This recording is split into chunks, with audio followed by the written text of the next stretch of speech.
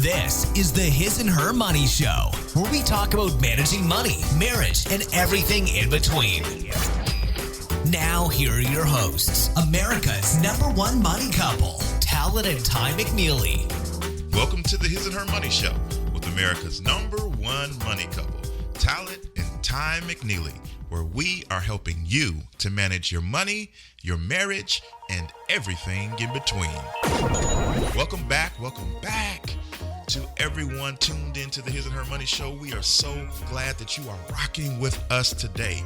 And if you are a first-time listener, welcome to the show. We are super glad that you are here with us. And if you have not already done so, please make sure that you subscribe to the show so that every time we drop a new episode, you'll get that notification. You'll be able to get the education and inspiration that you need on your journey to financial freedom. We know for a fact that you're going to love today's show. We have a super special guest. Many of you know him. His name is Chris Hogan, and he is part of the Dave Ramsey team. And he just dropped a brand new, fantastic book called Everyday Millionaires: How Ordinary People Build Extraordinary Wealth, and how you can too. And he's here today to talk a little bit about his findings. They did a thorough investigation and research of lots of millionaires, and they found some things that they had in common, and he came on to share with us and you what the findings were and how you can implement some of these things into your life. So let's not delay this any further. Let's get Chris on so we can hear all of this fantastic information.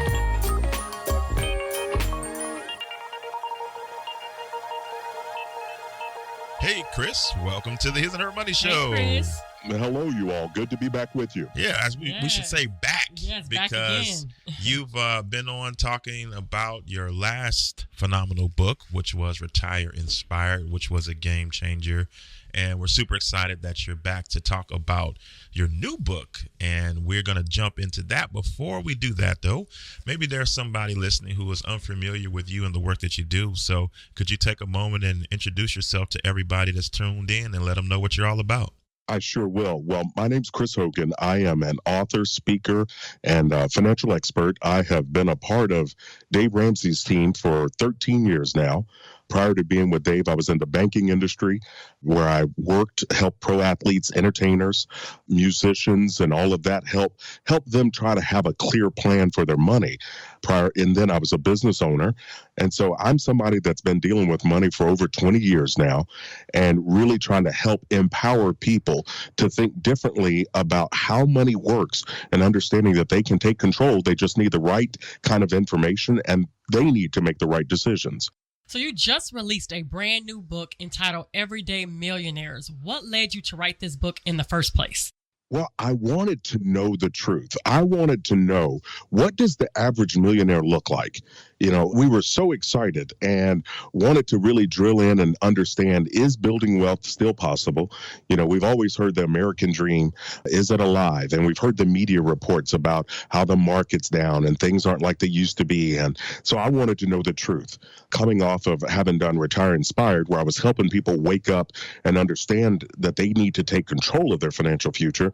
And so I wanted to find out, what are people doing as far as building wealth? So we did the largest study that's ever been done. We studied over 10,000 millionaires all across the United States, and really to dig in and find out the truth. And this project was so big that we used an outside research firm because we wanted to find out, what does it look like all across the country? Not just people that know of me or know of Dave, but what does the average millionaire look like? And so it was exciting, and the results were really eye-opening. You know, you referenced in your book the fact that, and I didn't realize it until I read it in your book, that it's been like 20 years since Thomas J. Stanley's book came out. And now this is an even bigger study than that. So I think people are very familiar with that work.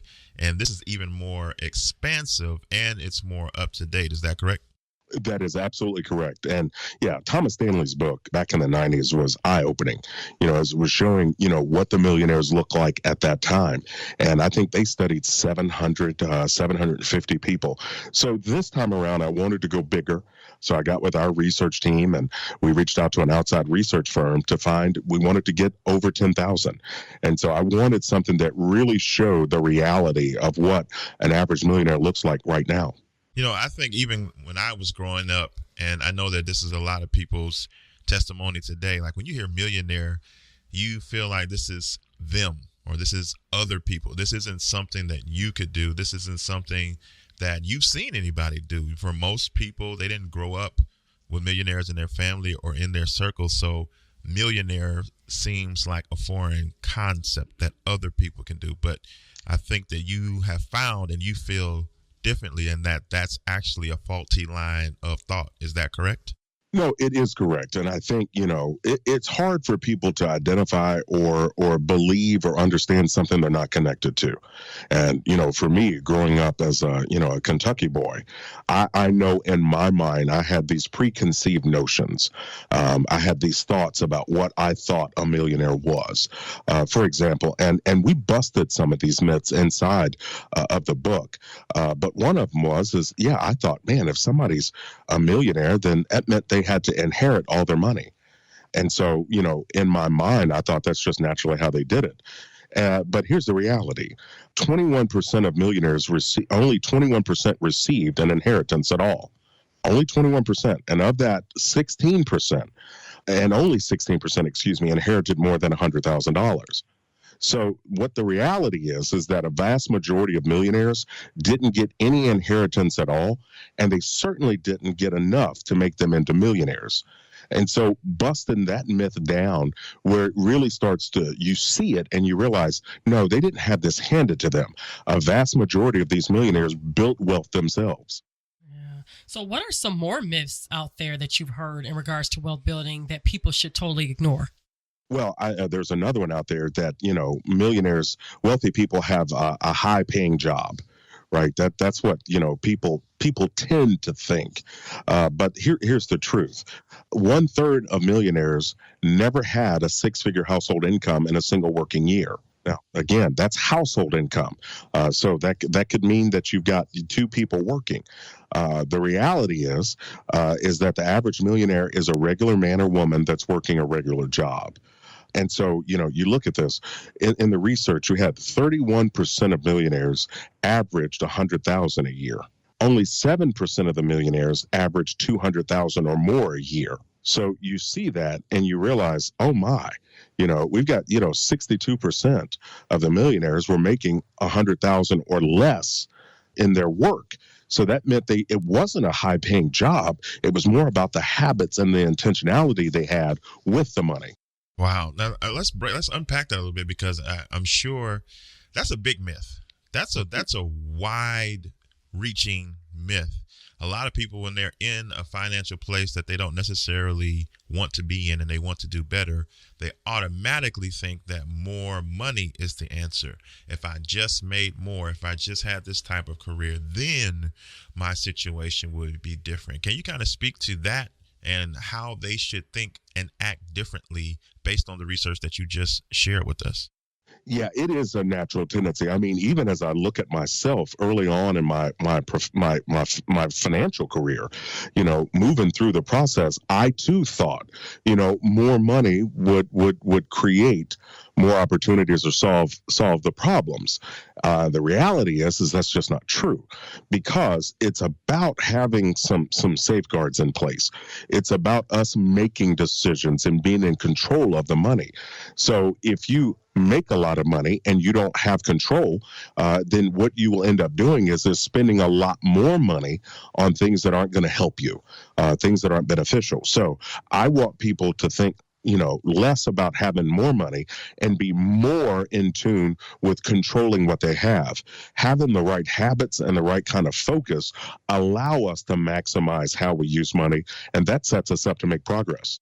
Yeah, let's talk about the habits a little more. So in your research, were there certain habits or commonalities that kept popping up in regards to these everyday millionaires? Yeah, it really is. I mean, and I wanted to, again, chop down the myths, because if you believe those myths, it sets you up to really to fail based on those lies. I wanted people to believe that they can become a millionaire. And in this research, we were able to find kind of these characteristics, these common threads that ran, amongst all 10,000 of these millionaires. And I'll list them off, and then we can come back and drill into them if you want. But Sure. 5. The first was they take personal responsibility. 2, they practice intentionality with their finances. 3, they're goal-oriented. 4, they're hard workers. And 5, they know that wealth building takes consistency. And the personal responsibility one really jumped out at me, because that is really a matter of looking inside and owning where you are. Meaning, if things are good or if things aren't good, it's where you look at it and you say, I don't have anybody to blame. It's me. It's a result of my choices and my decisions. And that really changes the mindset. And if somebody's taken personal responsibility, that means they're also able to set themselves up to begin to make progress. So that I liked. The intentionality with finances didn't surprise me. These are people that, are budgeting. They're focused. They understand what they're trying to do. They're working hard for their money, but they also make their money work hard for them. They're also goal-oriented. Someone that's a millionaire didn't just wake up and get there. This is something that they chased down. They had this as a goal. They wanted to build wealth for themselves and their family, so they had more options later. And then the hard worker, obviously.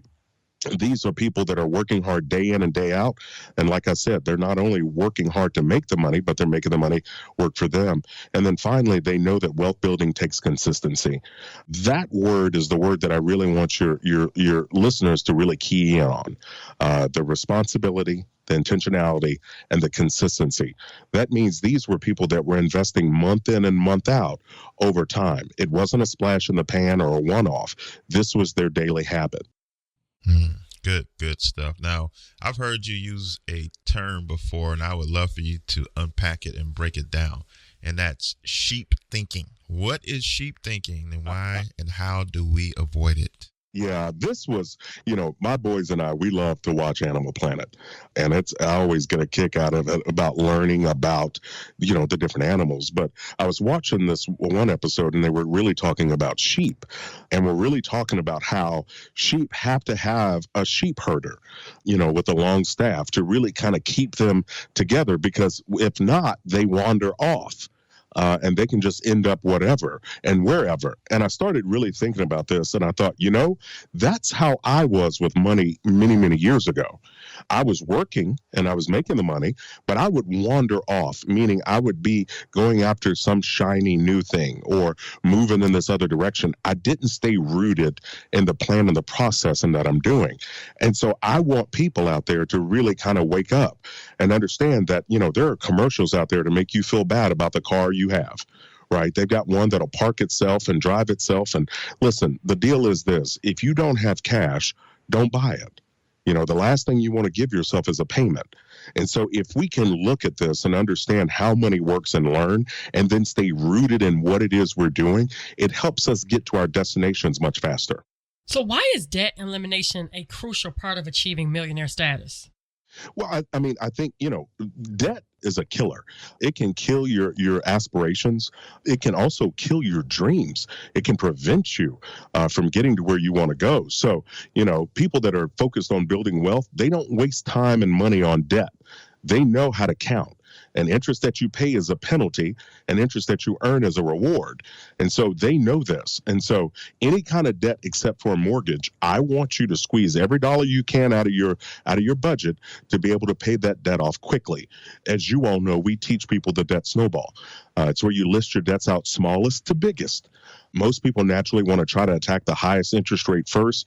That's not the case. You want to attack smallest to biggest, get that little one, minimum payments on everything except for the smallest one, and then throw every available dollar you have at the smallest one while making minimum payments on the other.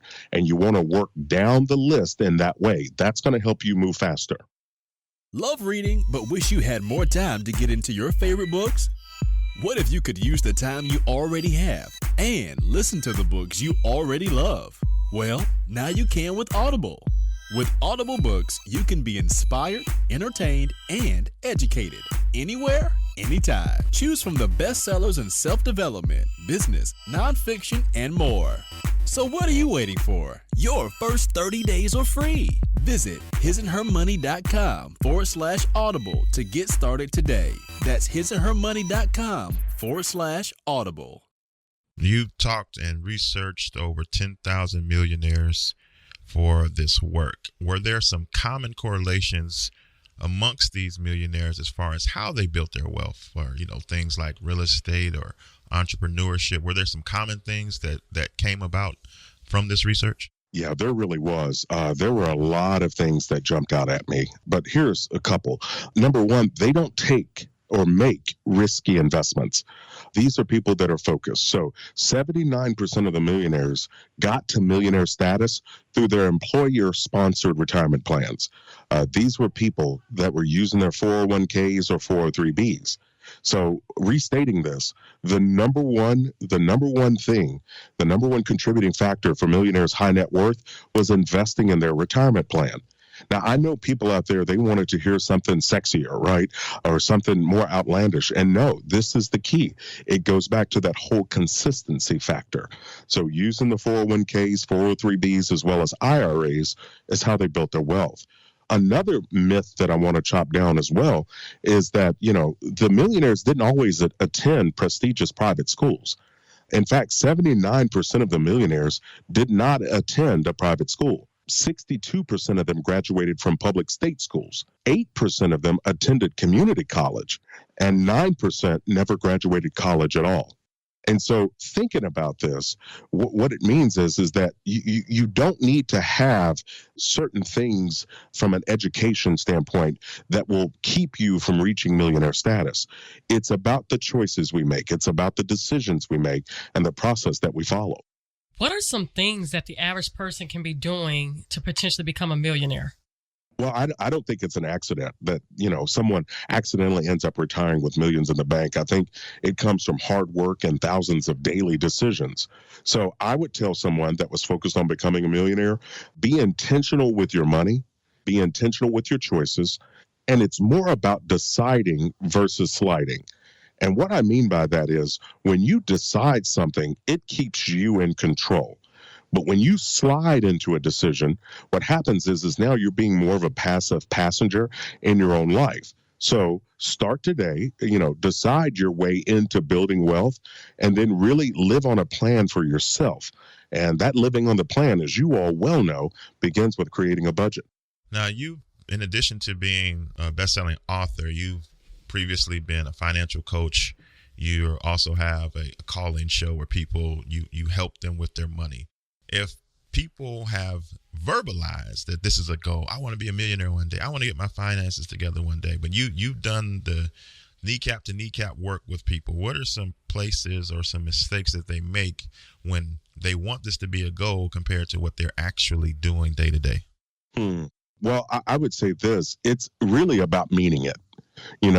I think there's a big difference between being interested in something versus being committed to it.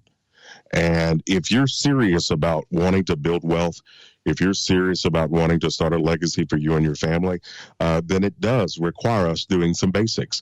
It does require us to get on a budget. It does require us to read or listen to shows like yours to grow in our head knowledge. And it also may require that we've got to go get connected with someone, a financial coach, to have someone sit with you and walk you through the process. But, those are the things that are important to me.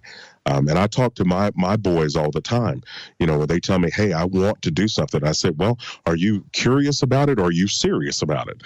Because if you're serious, then what we need to do is lay out a plan for it.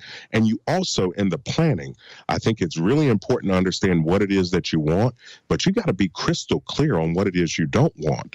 And so make a list of the things you're willing to sacrifice in order to get to that goal. You're a husband and a father. How do you embed this mentality into the next generation of Hogans? Like, how are you intentional about, because again, generally speaking, most people don't receive financial tips or education from within their family. So this, for a lot of people, will be a foreign concept because they didn't receive it. They're not exactly sure how to give it. How do you give this information to your boys in a way that they can understand it? Well, I think it's important. It's about talking with them to help them understand exactly just how money works. I teach my boys and have been teaching them for years. With kids, it's a matter of, looking at it, and that's, give, save, spend. That's the, kind of those three categories that they're very used to me talking about and walking them through.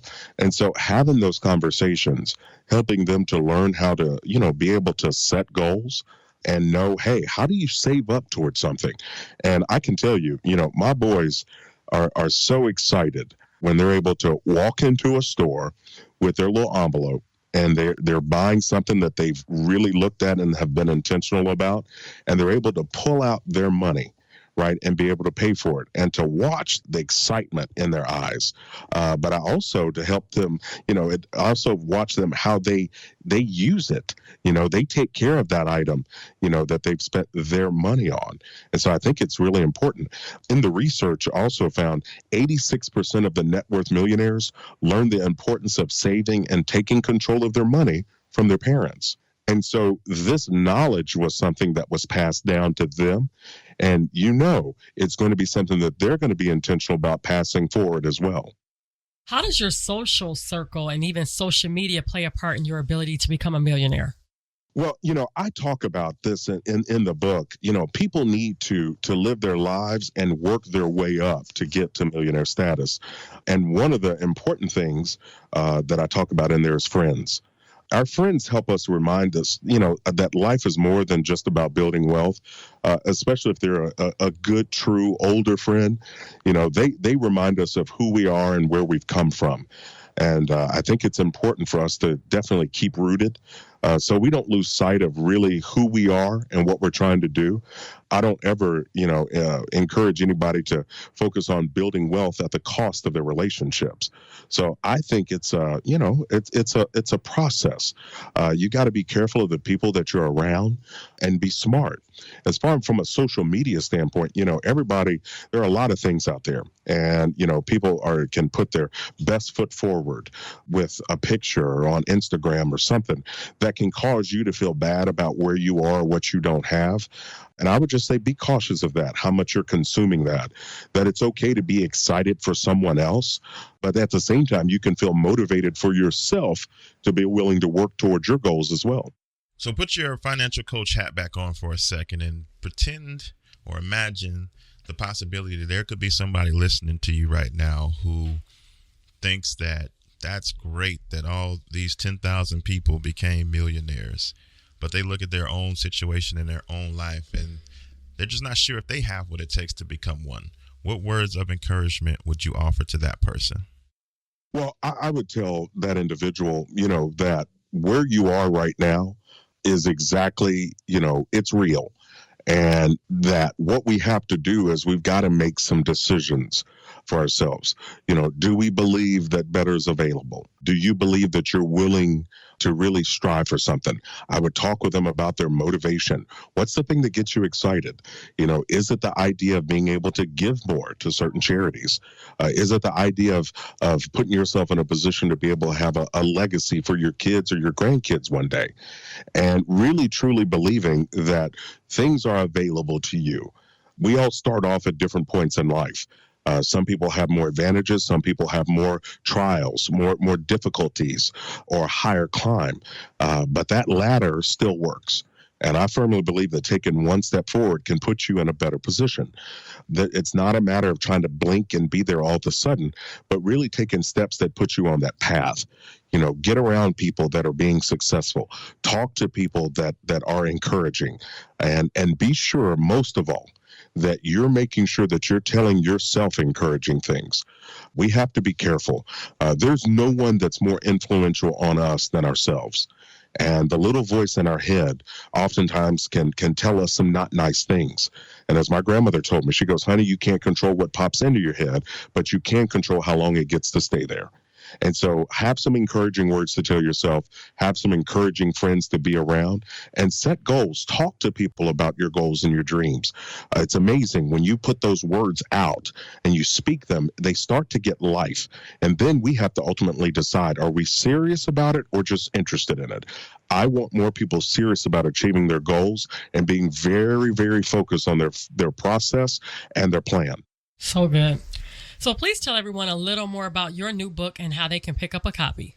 Sure. Well, the new book is entitled Everyday Millionaires, How Ordinary People Built Extraordinary Wealth and How You Can Too. You can get information about this at my website by going to chrishogan360.com. There's information on there about the Chris Hogan Show, my call-in radio show that's available, as well as other blogs and free tools that are available on my website as well to help people in their journey. And we'll be sure to have links to everything that Chris has mentioned in the show notes of this episode. Chris, this has been great. The book is great. We appreciate you and tackling this endeavor. I mean, 10,000 millionaires and tons of research, and you synthesized it well in this new book. So thank you so much for taking time out of your busy schedule to come on the show today. Thank you. Well, thank you guys for having me, and I look forward to talking to you again. Well, there you have it. Everything that you need to know to become the next everyday millionaire. Is that a goal or aspiration of yours? Well, hey, we definitely suggest picking up Chris's brand new book. Again, it's called Everyday Millionaires, How Ordinary People Built Extraordinary Wealth and How You Can Too. We have a link to the book in the show notes of this episode for you to check out. We hope that this inspired you to get in the game, get in the hunt, not just for debt freedom, but ultimately for financial independence, to become a millionaire, to have control of your life. And I think that's the message that resonates throughout the pages of Chris's new book. Hey, don't forget that you can keep up with us over at our website, hisandhermoney.com. And if you could you do us a favor? A couple things. One, share this episode out on social media and tag us no matter what social media platform that you use, whether that's Twitter, Facebook, Instagram. You can tag us at His and Her Money, and we will definitely say hi back to you and share it with our audience as well. We love to hear and know that you guys are enjoying the show. And if you don't mind, we could use an honest review. No matter what platform you're listening to this show on, an honest review of the show helps us to become more visible so that more people can be impacted by this message. If you can do those things, we would be so grateful to you. Well, here it is. No matter where you are on the road to financial freedom, the key is to start now and finish strong. Thanks for tuning in to the His and Her Money Show. For more information on how to win with your finances, be sure to visit www.hisandhermoney.com.